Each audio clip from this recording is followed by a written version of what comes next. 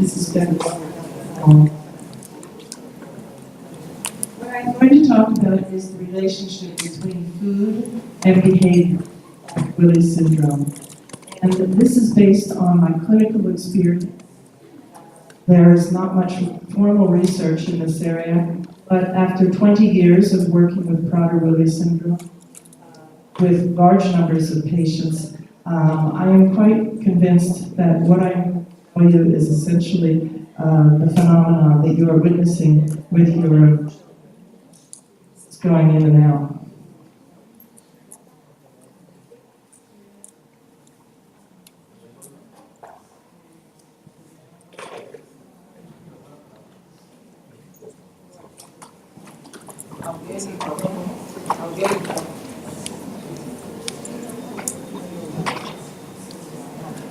Ustedes, por favor.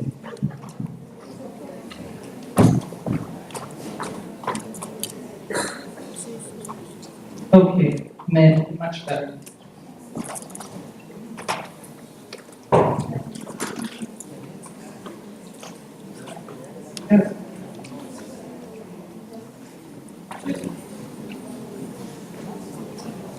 It's not me.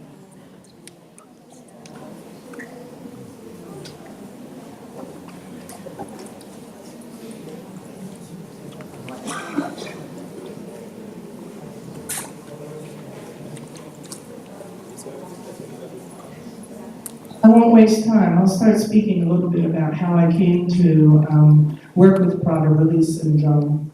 When my children were young, a hospital very, very near my house, less than a mile away, needed a director for their inpatient program for people with Prader-Willi syndrome. And because I didn't want to travel very far from home, I took the job. I had a background in disabilities and a background in behavior. Well, the irony is, because I didn't want to travel far from home, I am here.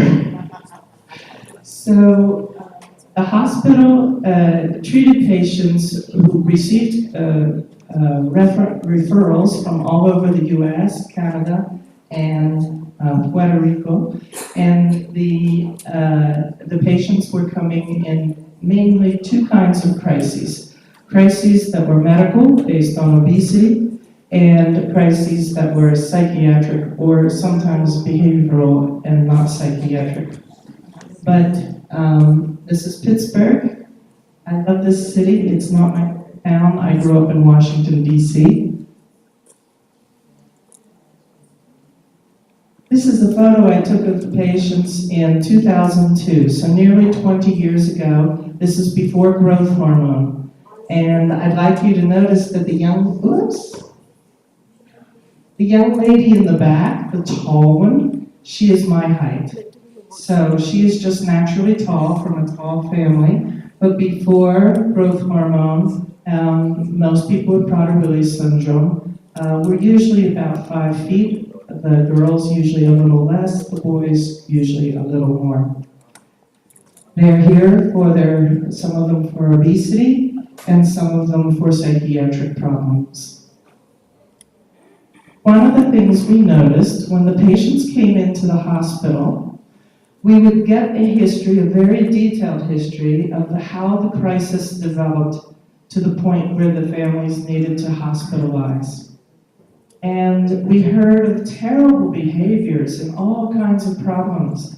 And yet, most of the patients, when they came into the hospital, they settled down, they were content, and they went to their therapies, and I would ask them, are you getting enough to eat? And they were losing weight, and they said, oh yes, okay. They were getting, the ones who needed to lose weight were getting 600 calories per day, and they were not hungry. So we wondered about this, and we developed some theories. Subsequently, after the hospital program, I left the hospital program, and I have been working with IPSO, where I've had the privilege of traveling around the world, talking to many families, talking to many professionals, and meeting many, many patients. This is the picture of children in crisis 20 years ago. This is the picture I want you to remember of Prader-Willi syndrome today. At the national meetings, yes. And this, yes, growth hormone helps, but this is because the parents have learned how to control the weight. So I'm going to talk about a concept that we call food security. First, we have to understand what is the drive to eat in Prader-Willi syndrome. These are the false assumptions. That if someone eats a lot, he must be very hungry. And as a result, people want to feel sorry for the child. They want to feed the child. Pobrecito. But I'm telling you, the problem is not hunger. Okay? The crazy lady from the north says it's not hunger. Person with Prader-Willi syndrome will, if given the opportunity, always eat more than his body actually needs. That is true.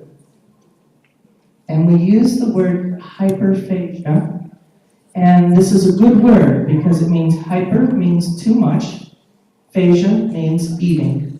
Okay, too much eating.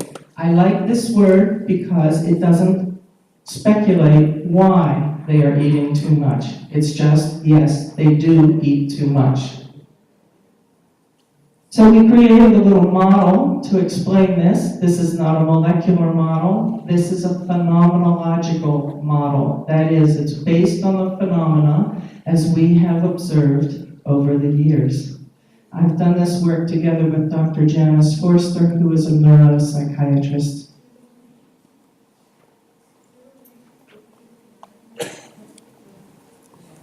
So for the model, we'll say that for all of us, hunger is the drive, the accelerator on the car is the drive to eat. But I have a question. If you take your foot off the accelerator, does the car stop? Does anyone want to drive in Bogota without brakes and just take your foot off the accelerator and hope that the car stops? Of course not. We need brakes.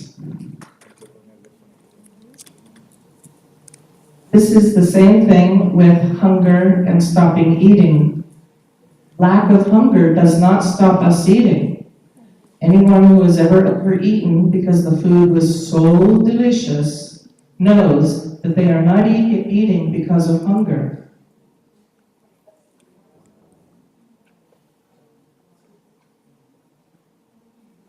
You could say we have emergency brakes that keep us from overeating too much.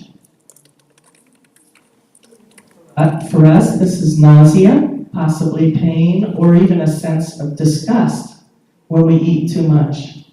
Clearly, people with Prader-Willi syndrome do not have reduced signals for nausea. Rarely do they complain about nausea. Even when they vomit, they usually do not experience nausea before they vomit. They have reduced signals for pain, clearly, and they have reduced signals for disgust. And I discovered in reading that disgust is a particular part of the brain. In general, I think they have reduced signals for everything that has to do with their bodies. So we now have hambre, saciedad, and nausea, dolor. All of these things are in balance for us. Whoops. Now let's put the car on the hill. And the hill represents an environment that is rich with food. So an environment that is rich with food drives the car down the hill, right? And what is the force that does that? Gravity. The gravity is representing the reward of eating. the reward of eating. Has anyone noticed that people with Prader-Willi syndrome get an enormous amount of reward, of enjoyment when they eat? Yes? Parents comment on this all the time. And so I would say it's pretty clear that people with Prader-Willi syndrome have an increased sense of reward when they eat. Even when they eat diet food, they have an enormous reward. So here's a summary. All of these forces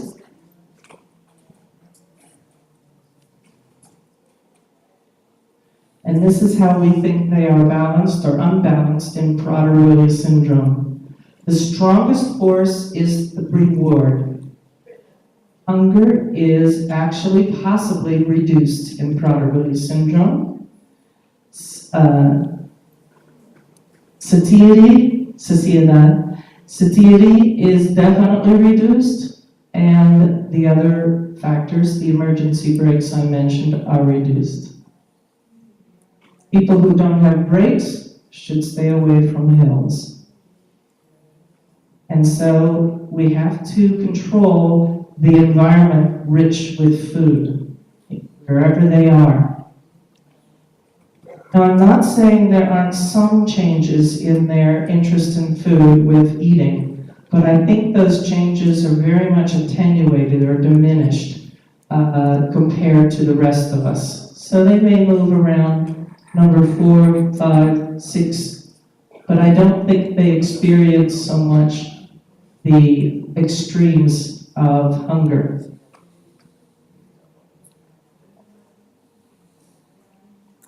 Now, as you know, the children, when they are infants, have very little interest in eating. It's also a lot of work for them because of their poor muscles.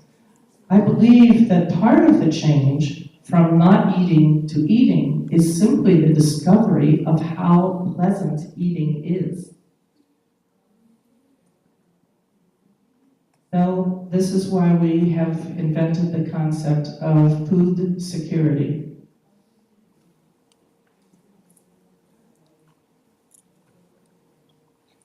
Enemies of being calm and content for a person with Prader-Willi syndrome is our uncertainty and disappointment about anything that is rewarding. So I will also point out that anything that is rewarding for persons with Prader-Willi syndrome, they will tend to overdo. You have to control the computer, the internet, the electronics, the telephone. I've never seen a person with Prader-Willi syndrome be able to handle a smartphone with full functionality. They will tend to stay on it all day long. They don't know when to stop.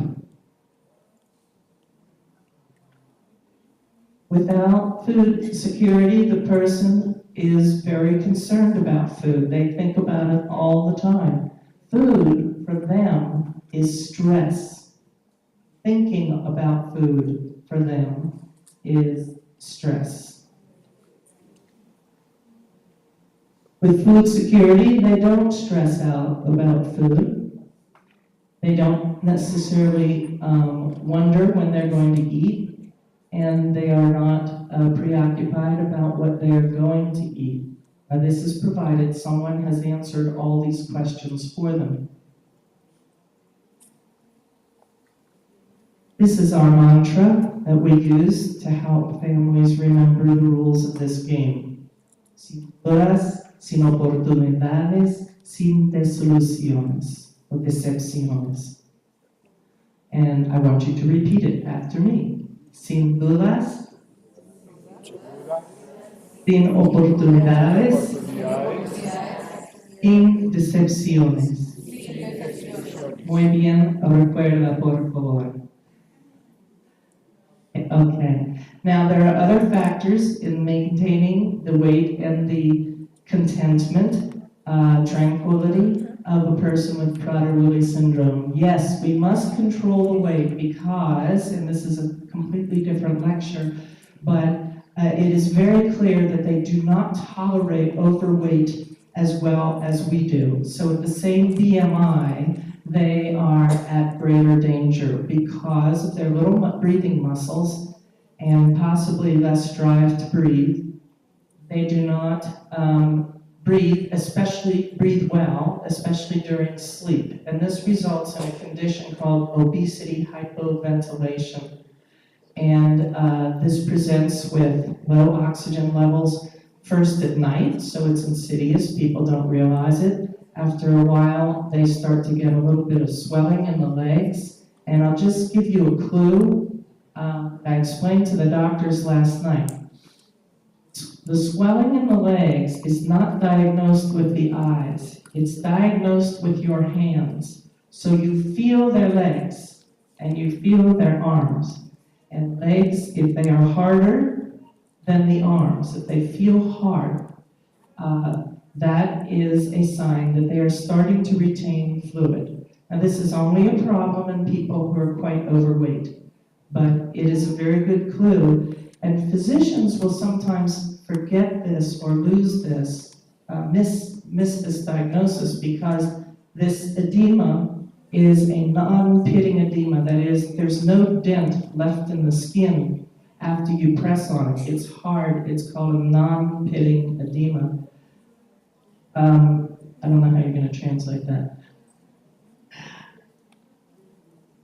Non-pitting, right. So it is often missed even by specialists. Okay. The next part of management of Prader-Willi syndrome is, of course, to control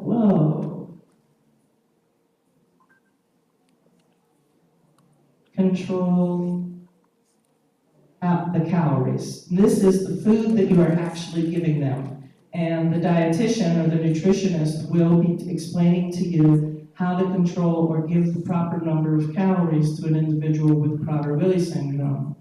In addition, you have to control the food, their access to food, so that they are not getting extra calories beyond what is in their program or in their menu. And then finally is food security, which is different from food control. And that's why I put them in two different boxes, because many people tell me, oh yes, he has food security, but the child does not have food security. They do have control of the food. Two different things. Okay, we have two ways to control the food. And when you control the food, you do enhance food security because the child doesn't expect to get food. So this is the zone defense, for those of you who follow soccer or basketball. The zone defense is what you do in your home. When you lock food in the school, when there's no food available, the whole area is food secure. But when the child goes out of that area,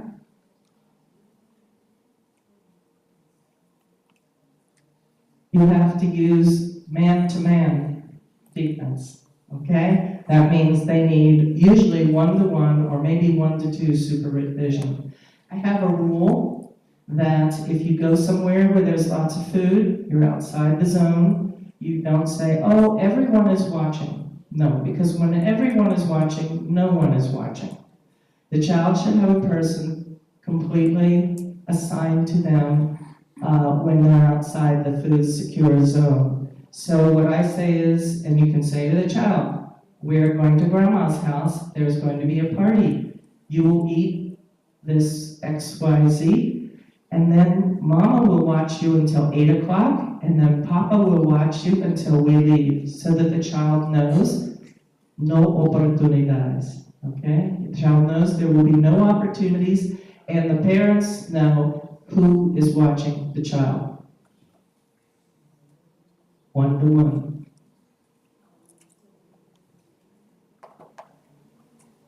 So let me talk more about the actual food security. The food security is a psychological security. It's what's going on inside the child's head, okay? It's completely different. When children have this food security, they are much more relaxed, much better behaved. I've often thought that if you try to get a child to lose weight, he will have worse behaviors, and that is because they try to change the child's diet without giving him food security. But with food security, you can manage the weight and the behavior at the same time. It's not perfect. Your food security will never be perfect, but things can improve a great deal. So the myth is that I've actually heard professionals say this, they must be either heavy and happy or slim and miserable. This is a terrible, terrible thing to tell parents because it's not true.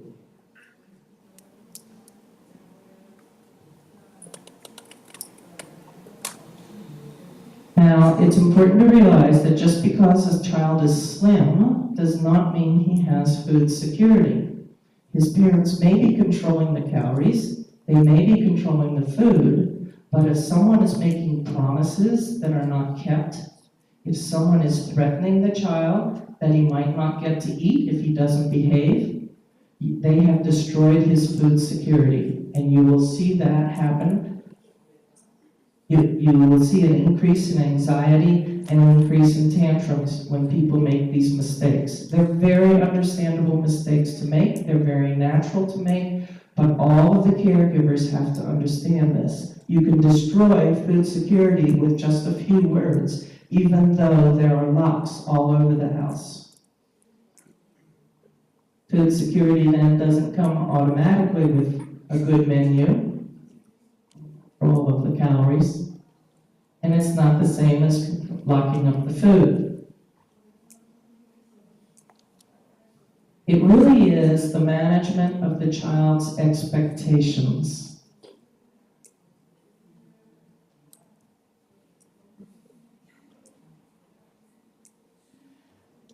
Of uncertainty and disappointment. This is what you are trying to avoid with your avoidance of doubts, avoidance of opportunities, and avoidance of disappointments.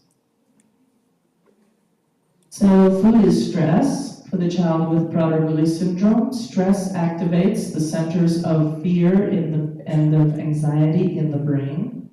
Fear and anxiety, it is a burst of adrenaline, and adrenaline is your fight or flight hormone. Okay, so no surprise if you get more fight or even more flight, that is avoidance. These are some problems with behavior that are very common. Irritability, argumentativeness, tantrums, and even in extreme cases of a severe disappointment, for instance, you may see self-injury. And this is different from the skin picking, which they do kind of absent-mindedly when they're bored or when they're sitting around or when they're falling asleep at night, because they find the skin picking is kind of comforting. But when they are extremely upset, sometimes they will jab themselves or hit themselves in the head. That's what I mean by self-injury. Okay, well, each child is different, and it depends on the child. What are the things that might alter the child's need for food security? By that I mean, some families will say, we don't lock, but our child seems to be okay, and she is not overweight, okay? And other families say, oh, we had to start locking when he was 7 years old or sooner, and things went much better when we did. So the child's age, his level of anxiety. People with high anxiety need more complete food security. Other people can handle a little bit of doubt and a little bit of uncertainty. But if it is a child with very, very high anxiety, they need very complete food security and past experience. And this is why I always like to talk to parents of young children, because past experiences will never be forgotten by the child. So I like to give the example. You go to the library for the reading hour, okay? And someone brings brownies. And you think, oh, all right, everyone else is having a brownie just this once, okay? Just this once. Okay, 3 years later, you go back to return a book, and your child is what? He's expecting a brownie. Okay, at the library. He has not forgotten that there was a brownie at the library. And so he gets to the library, and there's no brownie, and so this is a huge disappointment, and it's followed by a huge tantrum. So under those circumstances, you did your best. But that's what I mean by past experience.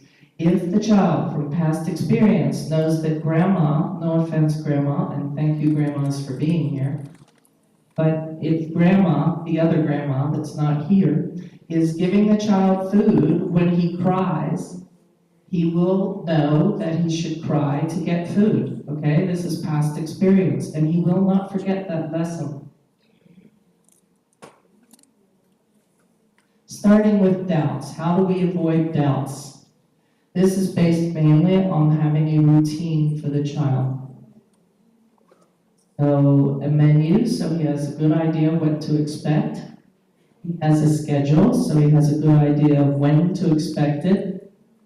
And many families have had a routine for so long, they don't even need to write it down. The child knows what's going to happen. And I want to say about the schedule. Do not write that dinner is at 6:15. Okay? Because he would drive you crazy at 6:16, right? Well, you parents know that. He will perseverate on the minutes, on the time. Rather, you say, after we go for a walk for a whole mile, then we have dinner, okay? And the time is not stated. He just knows, first I do this, then I do that, then I do that, then I have lunch. Then we do this, then we do that, then we do that, then I leave school. Then I get home and I have a snack. In other words, the sequence of events is what the child needs to know. The actual minutes is not important and better avoided. Also, it's good to have a plan for if you don't have electricity, like last night. The child should know what that plan is, okay? In the United States, I think that's often peanut butter. I don't know what you'll use here, but same number of calories, but something that does not require electricity to prepare.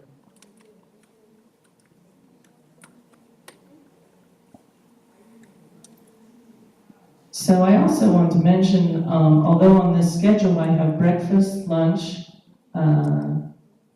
dinner, and a snack, they don't necessarily need snacks. I've met people who are eating 6 times a day because people think they're so hungry they cannot go without food between meals. But again, that really isn't the case. They fast more comfortably than we do.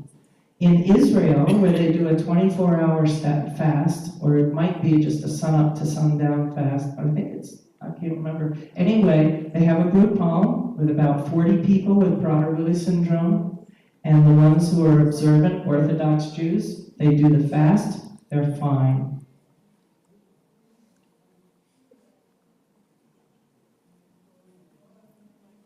Sometimes adults, especially when you are converting them from less structure to more structure, they need a written schedule and a written plan, and sometimes they like to see what it is going out for a week or more. The rule, I say, is that once the plan is established, there will be no changes, there's no discussion, no argumentation at all about the plan, and you say, if they want to argue, we will discuss that on the first day of next month. Okay, so the first day of the next month, or whatever you want to choose, but once a month, we revisit or we look again at the menu, and if the person wants something new or something different, and they often don't, but if they want to change, that's when you make changes. so that you are not having these discussions at every single meal.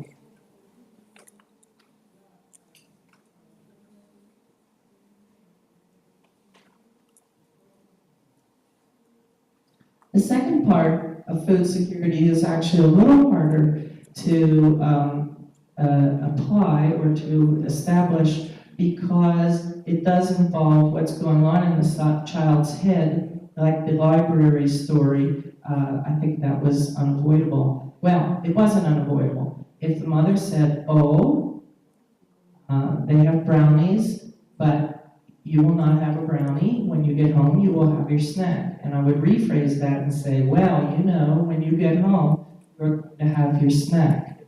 And the child will learn that when there are brownies or cupcake or cookies or anything suddenly appears, that it has nothing to do with him. It is irrelevant. It's not for him. You treat him like a severe diabetic. And if you had a child with severe diabetes, those children can learn, and so can Prader-Willi children, that that's just not for me. With food security, we're putting a lock on the thought, not just a lock on the food.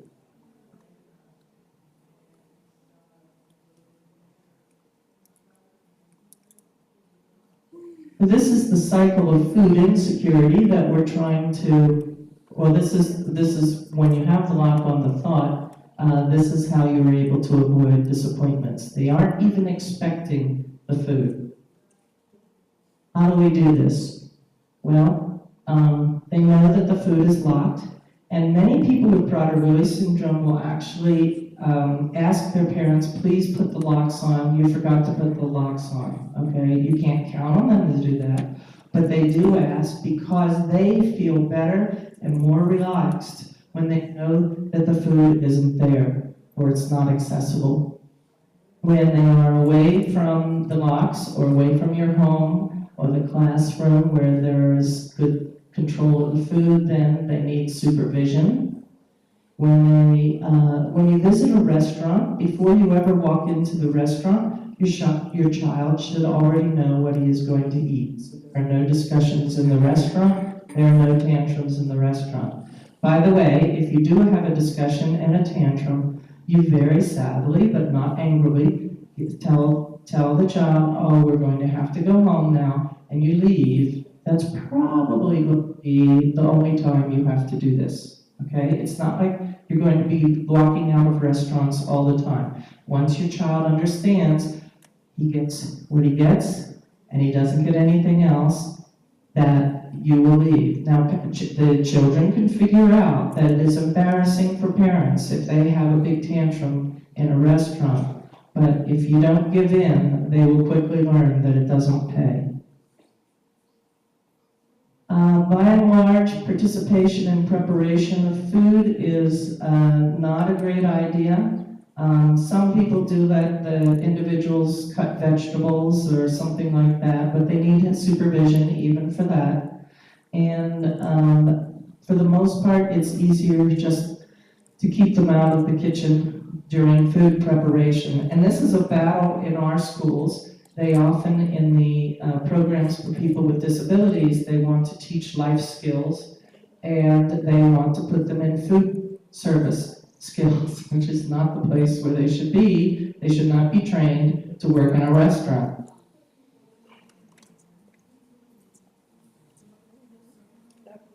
There are other things you can do, which I will repeat again some of this. Big dishes on the table, you can have them, but your child's plate should be prepared ahead of time, and he knows that that is what he gets. If your child is used to receiving seconds, or the other children in the family are getting seconds, one of the things I tell parents is you make their plate, prepare the plate, here's your dinner, and then you prepare another smaller plate with a little more food, and all together, this is the amount of food that the child is supposed to receive. You say, with the second plate, here are your seconds. So the child always gets seconds, but that's built into his menu.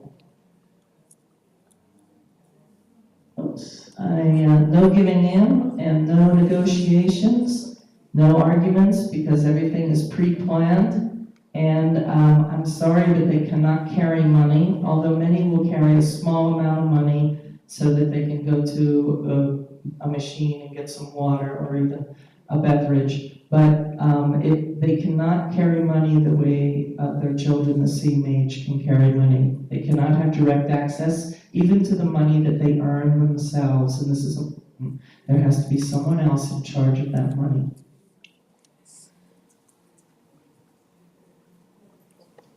Okay, so opportunities come up anytime there is no supervision, anytime the locks are left unlocked, anytime food is thrown away, guests in the house, other children who come to visit the brothers and sisters have to have a quick training.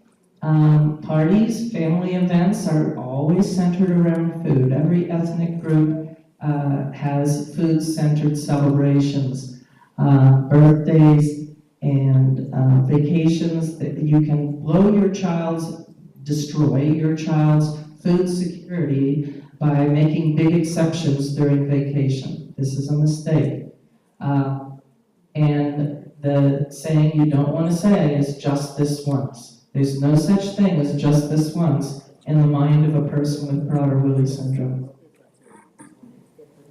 Okay, other pitfalls, other dangers, is using so-called free foods. Now, the nutritionists and the dietitians who are used to dealing with diabetics have the concept of free foods. These are things like pickles or celery or foods that the person can really eat as much as they want.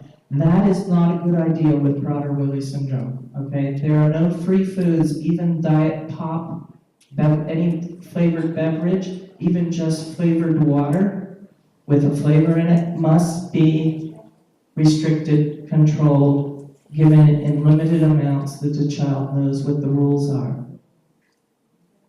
Also, one of the other things is making threats to take away the child's food as a consequence for bad behavior. No matter how bad the behavior was, no matter how embarrassed the parent is, that is a threat that should not be taken or made.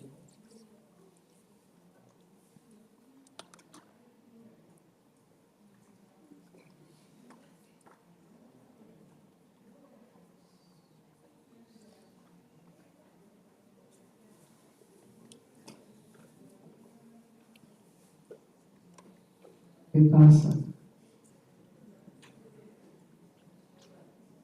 Good, here we go. So establishing food security, again, this depends very much on the age of the child, his past experience, but for those of you who are working with younger children, or will be working with younger children, we will start with them.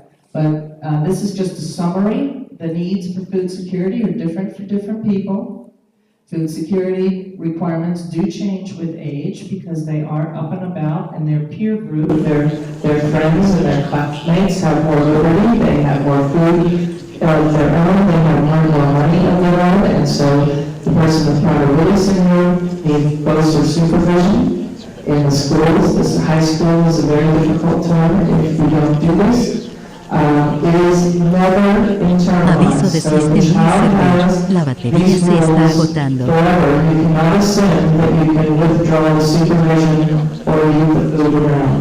Now, I have some individuals who have had food security all their lives, and they are so accustomed to ignoring the food that is not for them that they can actually be trusted in a food-rich environment.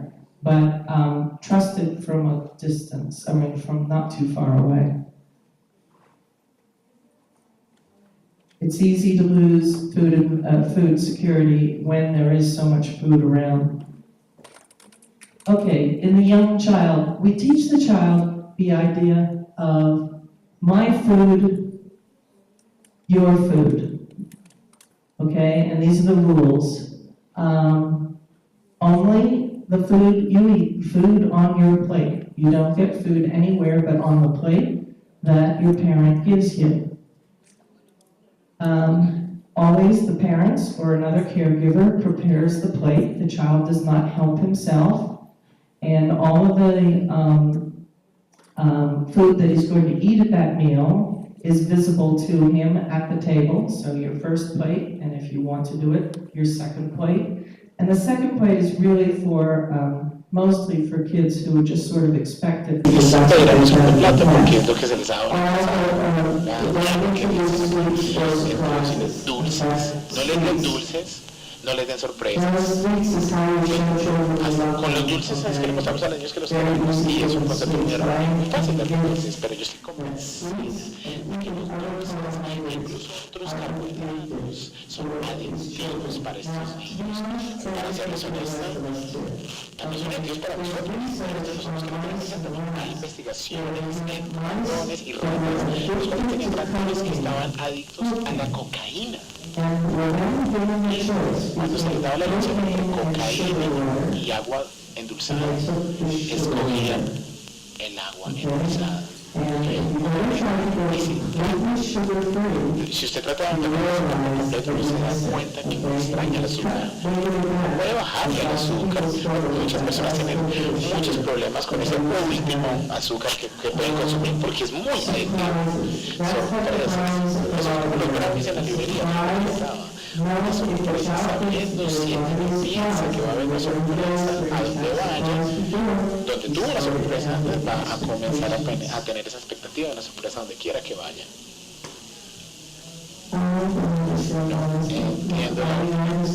Entiendo las palabras, pero no entiendo de qué estamos hablando. Me rindo, no sé qué significa eso.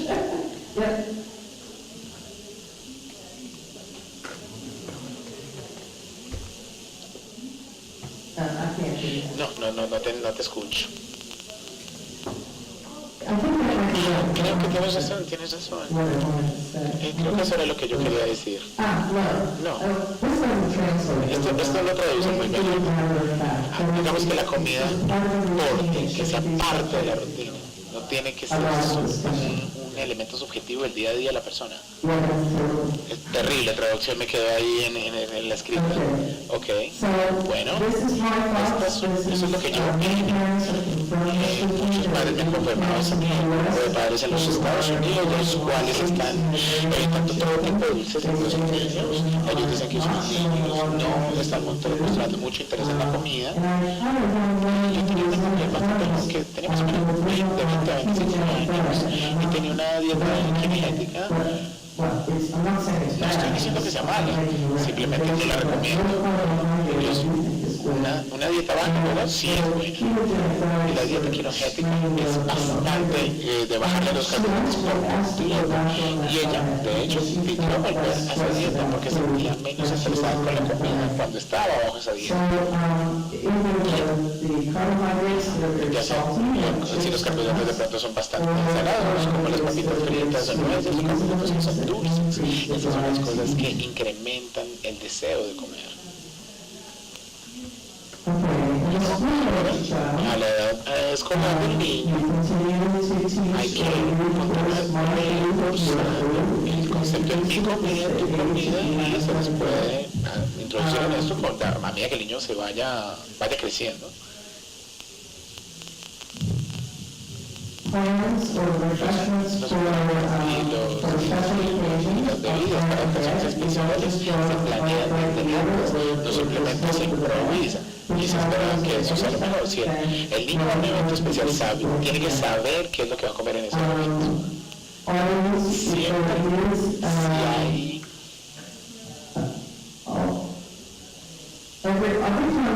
cada vez que el niño entra en nuestra situación, un nuevo colegio, un nuevo salón de clases, una nueva actividad extracurricular, hay que evaluar la seguridad alimentaria de sus hábitos. La manera que se evalúa es que yo, digamos, uno lo hace, es que yo comienzo con el horario del niño, digamos, domingo en la mañana, y le pregunto dónde está el niño, con quién anda y cuál es la situación alimentaria en ese momento para cada momento de toda la semana. Y se identifican los lugares donde el niño no tiene seguridad alimentaria. Y yo sé que a medida que el niño crezca, esto es muy difícil para los papás porque los niños pueden que estén participando en actividades que ellos disfrutan con sus padres, con niños jóvenes, con sus amigos. Están sintiéndose bastante normales que pertenecen a la ciudad, pero están subiendo de peso o tienen problemas de comportamiento a causa de la ansiedad asociada con la comida. Hay que hallar una manera para permitirles a ellos que o no participen mejor en las actividades, que alguien vaya y los supervise durante sus momentos. Marca hombre a hombre, defensa marca hombre, lo cual se necesita. De hecho, se puede enseñarle a una persona. Bueno, ¿qué tú harías? ¿Qué eres tú si vas a la cocina y mi mamá ha dejado y tu mamá ha dejado alguna comida encima de la mesa? Y lo que uno tiene que hacer es que va y busca a la mamá, busca al papá y le dice, me dejaron comida por fuera, en la mesa. Ahora, antes de que se rían tanto, uno no puede confiar en ellos, que no se puede, algunos niños de pronto lo hacen, y yo tenemos experiencias donde un niño estaba viviendo en un hogar de paz, en una residencial, había un cumpleaños y llamó a su mamá que estaba a unas cuadras y le dijo, mamá, por favor, venga y coja esa torta. No puedo dormir con esa torta en la cocina, no puedo, me da mucha ansiedad. He visto problemas de sueño, nos parece resuelto cuando los papás empezaron a echarle llave a la comida, porque ellos no pueden dejar de pensar acerca de algo que está accesible. Si no está accesible, ellos pueden dejar de pensar en eso. También en lugares como las escuelas y cuando las personas estén cuidando al niño, hay que tener cuidado para cuando el niño de pronto quiera robar comida. Básicamente, si el niño roba comida y se la come, no se hace tampoco, no se pone uno tan bravo tampoco por eso, pero puede haber de pronto una consecuencia pequeña en la próxima comida, no que se le quite la comida, sino que se le dé de pronto menos comida, de pronto no se le da su comida favorita. No hay que hacer un castigo tan grande al niño. Lo que es más importante y lo que hay que hacer es que usted se reúne con su equipo privadamente, no enfrente al niño, obviamente diga, bueno, ¿qué pasó ahí? ¿Cómo este niño cómo no robó la comida? ¿Se nos olvidó echarle llave? ¿Quién no estaba vigilando al niño en ese momento? Obviamente no es para meter a nadie en problemas porque sucede, pero simplemente para que el equipo revise y reevalúe como los fuerzas militares, cuando digamos sucede un mal evento, ellos se reúnen y vienen un análisis causa-raíz y cómo solucionamos eso en el futuro.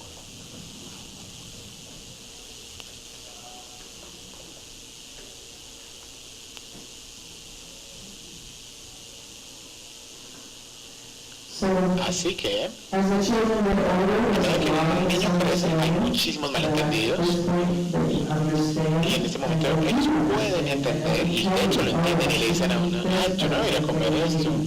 ¿Cómo así?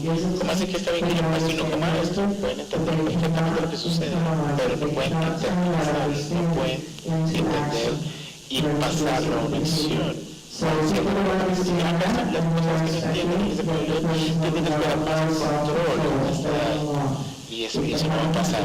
Si no han tenido este control, si no han tenido control supervisado, no van a tener control. Es como que la gente comenta, es cuando el niño entra en la adolescencia, es darle más libertad al niño, más independencia como una medida y como algo bueno, pero lamento decirles que muchas crisis de alimentarios que la han sentido y experimentado. Ellos han podido ver que no pueden manejar libertad. Apenas uno ve ese cambio de comportamiento, uno se da cuenta que ciertas situaciones simplemente no son aceptables para este individuo y eventualmente ellos pueden llegar al punto en los cuales puede llegar a amenazar su propia vida. Constantemente en los años de la adolescencia se requiere una evaluación constante escuela aumenta las oportunidades para obtener comida extra. Así que lo que estamos tratando de hacer es reducir en la mente del niño las expectativas. Bueno, así que si los amigos o los compañeros de clase tienen comida y dinero, el niño necesita supervisión constante en el ambiente que esté rico en alimentos y que esté lleno de comida por toda la escuela. La mayor parte de los compañeros a la escuela, cuando esto sucede en los Estados Unidos, tenemos los buses escolares, aquí creo que también los tienen. Los buses escolares son un lugar para comer el almuerzo de otro, por ejemplo, no funciona, eso no funciona bien, no pueden llevar su propio dinero y no pueden comer que en el colegio. Hay muchos hermanos son niños, por eso el niño no puede manejar. Muchos ya aprendieron a manejar a la adolescencia, pero eso les da demasiada libertad. Y también un hombre aprendió a conducir y aprendió cómo manejar una señal de stop, de detenerse, que tiene 4 caminos. Cuando uno llega tiene que pasar a otro y así sucesivamente. Alguien rompió las reglas y él se enojó y le echó el carro encima, le pegó al carro de la otra persona para darle supuestamente una lección, imagínense. ¿Listo? Así que, si su hijo tiene estas libertades, pero no tiene problemas de comportamiento y tiene un peso saludable, no necesariamente hay que cambiar algo, pero hay que tener cuidado, porque puede que esté subiendo de peso muy lentamente y uno no se esté dando cuenta. Pero si usted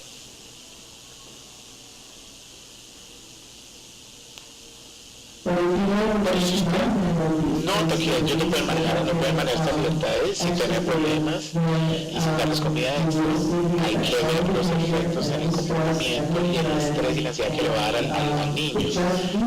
Incluso yo tenía un adolescente el cual es muy independiente y él participa en situaciones, el niño se roba la comida, pero ha dicho: estoy tan estresado cuando estoy en esa situación, por favor ayúdenme. A pesar de que tiene autocontrol, de no coger la comida y robarse, el esfuerzo en no robarse la comida lo estresa bastante. Así que estoy trabajando con su mamá en este momento, de hecho, para arreglar ese problema. Así que, ¿qué hacer si no está haciendo lo que nosotros queremos? Probablemente sucede a veces, porque esto es bastante nuevo, todas estas tácticas. No sientan que ustedes han cometido errores, no se sientan, pero yo estoy aquí para decirles que hay mejores maneras, y maneras para hacer sus vidas más fáciles y más tranquilas, y hay maneras en las cuales se le puede enseñar a los pacientes y eso va a hacer las cosas más fáciles para todos. Así que si usted está teniendo problemas de comportamiento, especialmente relacionadas con comida, estas sugerencias son para su hijo a cualquier edad. Si su hijo tiene menos de 12 años de edad y las cosas van bien, considere algunos de estos cambios que les hemos mostrado. En cualquier caso, si su hijo está pronto en la escuela secundaria, en el bachillerato o en la universidad y las cosas van bien con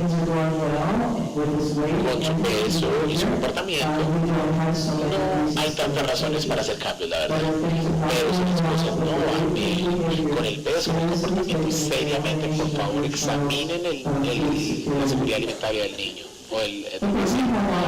Tenemos en nuestro sitio web un número de panfletos en español para los padres, y uno de ellos es una lista de chequeo donde uno siempre les dice: sí, esto es verdad en mi niño, o no, esto no es verdad en mi niño, y te ayuda a identificar si tu hijo tiene seguridad alimentaria o no la tiene.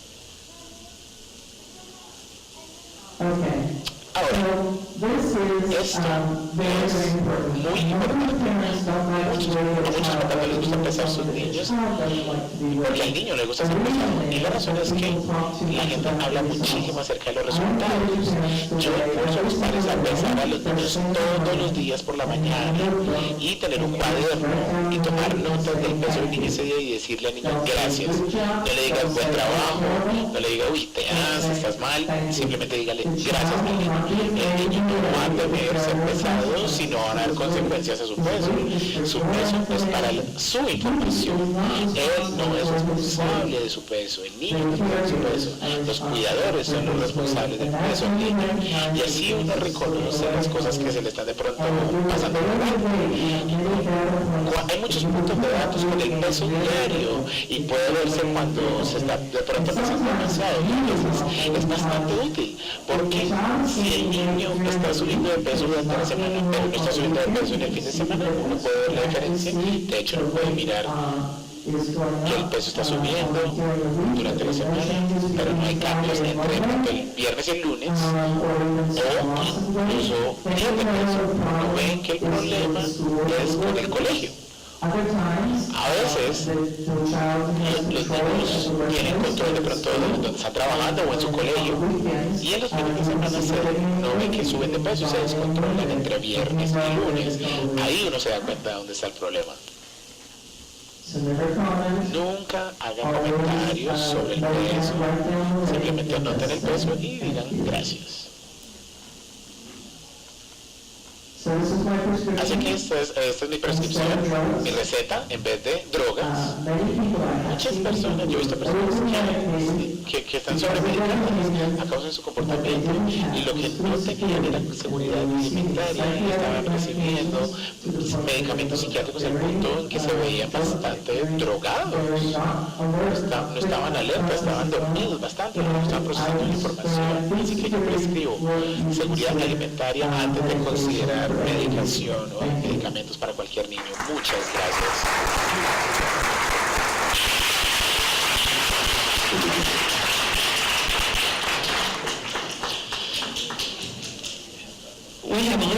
Tenemos unos momentos para preguntar, no tanto, y esta tarde vamos a tener más tiempo y espero estar abierto para preguntas para ustedes en la tarde.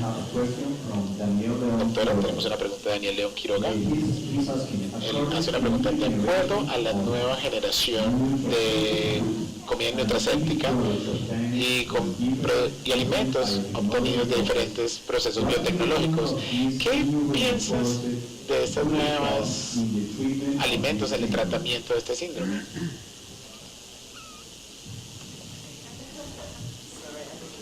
Necesito leer la pregunta. Ya va a ir a leer la pregunta en este momento. ¿Qué es lo que dice?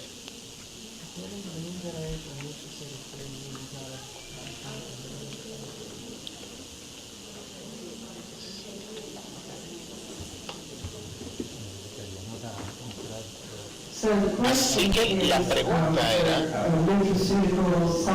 suplementos alimentarios nutracéuticos y avances tecnológicos en la comida. No va a controlar el peso, la verdad. Uno no puede evitar las cosas de las cuales no hables. Sin embargo, hay algunos nutracéuticos que estamos usando y que recomendamos. Son los suplementos, los cuales son usados para personas que pensamos tienen mitocondrias leve. Yo creo que son bastante útiles. No tienen nada que ver con el control de peso, pero sí mejoran mucho la capacidad mental, el estado de alerta, el estado de pensamiento del paciente y un sentido de bienestar. Así que sí pueden ser buenos, pero no tienen nada que ver con el control del peso. Bueno, muchas gracias. We have a little less than 10 minutes, just in case anyone has any questions. Anyone that wants to ask a question? Sí, porque Julián nos va a ir traduciendo o si ustedes quieren hablar. Existe realmente. There exists really. Y esta pregunta no es tanto con el alimento, sino. And this question is not related with the food. Un medicamento que mejore el rascado en los niños. Prescription that relies the itchiness in the kids. Yes. sí. La seguridad alimentaria va a ayudar a eso, porque obviamente cuando eso no sucede incrementa la ansiedad de rascarse y el comportamiento de lacerarse. Son cosas que también hay rascado rectal. Y si se puede controlar algunos de los estrés en el cabello de niños. Sin embargo, algunos niños han respondido a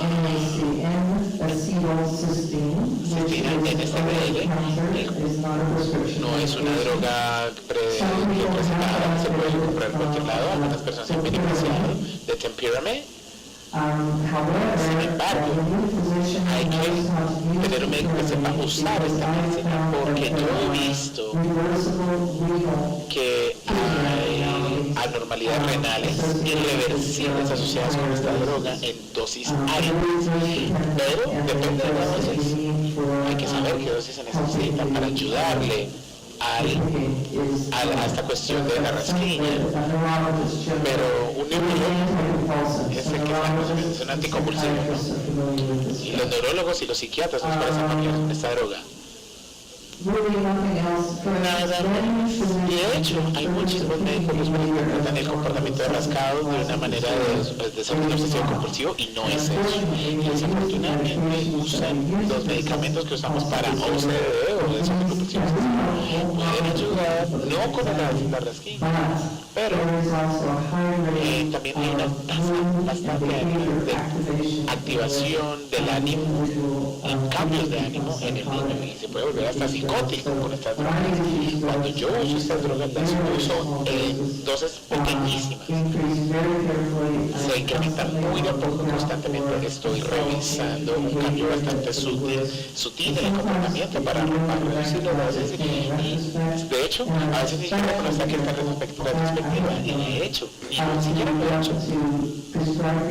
Ni siquiera prescribo estas drogas a los niños que tienen insomnio porque son bastante propensos a tener inestabilidad mental con estas drogas que ustedes hablan. Filoxatina. ¿Quién sabe los nombres de las marcas acá? Prozac, ¿alguien ha escuchado algo que se llama Prozac? Sí, Zoloft.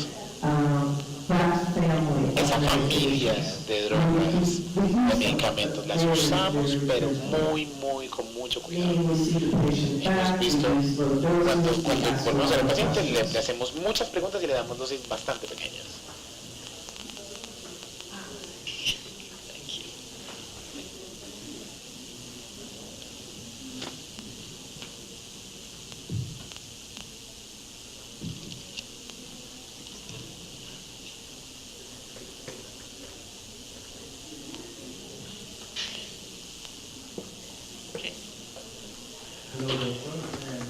Oh, he's speaking English.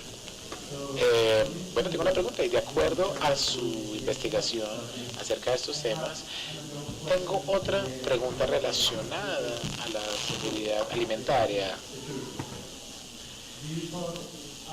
Tú hablas acerca de comida que no hace daño y mi pregunta está relacionada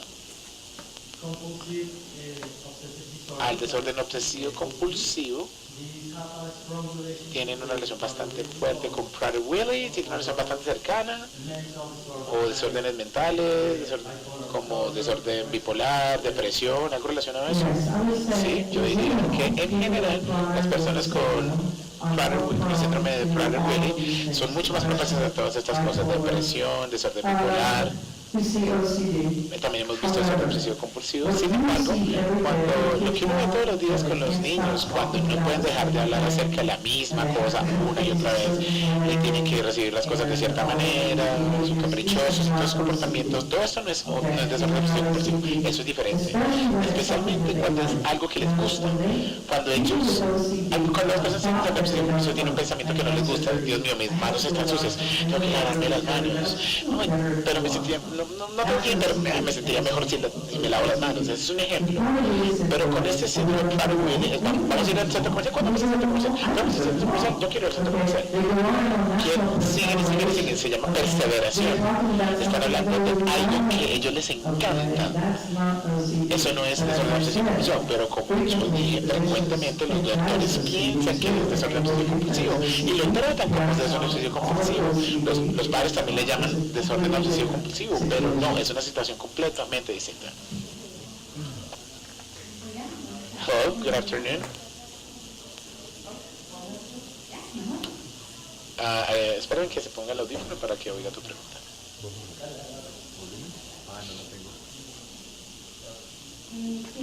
I would like to know, how do you work with families, because this strategy that you talk about, food security, sometimes families can have an obsessive behavior around food, and I think that it could create in the family problems, or in the child himself, or in the patient himself.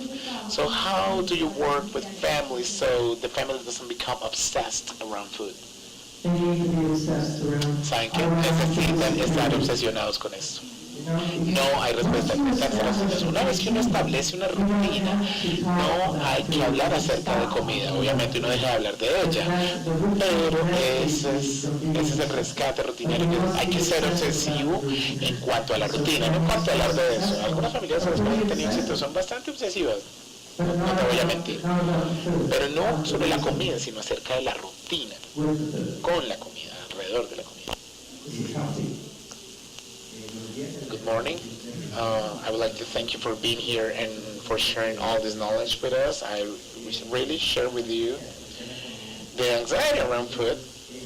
We have a case of a little girl. She's 18 years old, and sometimes she said that she doesn't want to eat or have any medication when she starts with those persevering behaviors, and that's when they start developing behavioral problems. So you were talking about routine, right? And to be able to anticipate and have a very good plan of everything. But when these behavior problems happen, for example, she didn't have lunch or throughout the whole afternoon, or it was really difficult for her to eat, in that case, how would you approach that? How would you approach that problem? Desafortunadamente, tiene que hacer muchísimas preguntas para poder entender qué es lo que está pasando con la paciente. Por eso las consultas toman tanto. A veces nos toman 2 horas, porque es muy complicado y yo no sé qué está sucediendo con esta chica. De hecho, pero sin embargo voy a mencionar que hemos visto individuos los cuales no quieren comer, se rehusan a comer. Yo vi una mujer que entró en una huelga de hambre por 2 semanas. Bebía, tomaba agua, pero por 2 semanas estaba en huelga de hambre, y sabemos por qué. Y era porque a ella no le gustaba su nuevo plan de ejercicios, y yo le dije a las personas a las cuales las advertí: usted no puede ceder, hay que hablar con las autoridades. Hubo que hablar con la policía y la rescataron de un grupo que no quería comer. Y ese es otro indicador de que ellos pueden hacer ayunos bastante cómodamente, pero hay que saber más acerca de la chica. Tengo que saber más acerca de ella y por qué no está comiendo. Voy adivinando, creo que está bastante estresada la muchacha. Así que comencemos a buscar el estrés que puede estar alrededor de ella. Puede de pronto ser un compañero de apartamento que es bastante malo con ella, que es mala gente, y puede ser de pronto un cuidador que se tenga un tono bastante agresivo con ella.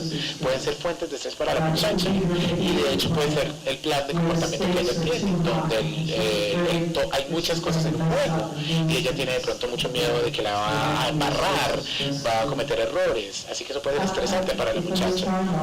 Sí, de hecho, si hubiera tiempo, me gustaría hablar más contigo acerca de ella, ya que tenemos un traductor, pero lastimosamente no se puede.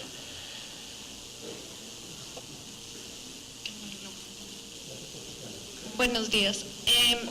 Good morning. How would you manage the nutrition plan in case of our relative that has Prader-Willi? He's 5 years old, and his little brother is 3 years old.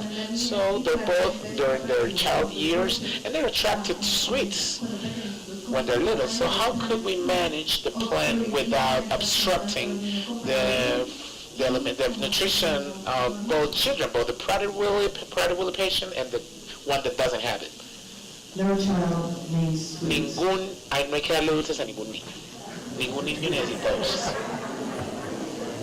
Lo que la mayoría de las familias hacen es que en la casa no hay dulces. Y el otro niño tiene que aprender que cuando salga fuera, lejos de su hermano, puede comer dulces. Pero la seguridad alimentaria para ambos niños es útil para manejar las expectativas de ambos niños y no debería ser un problema. Sería un problema menor. No puedo hacerle promesas de que no haya problemas, vamos a hablar pues con sinceridad, pero todas las cosas de las cuales yo estoy diciendo se pueden reducir sus problemas en un gran margen.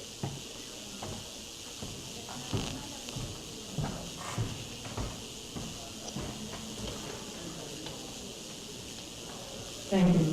Muchísimas gracias.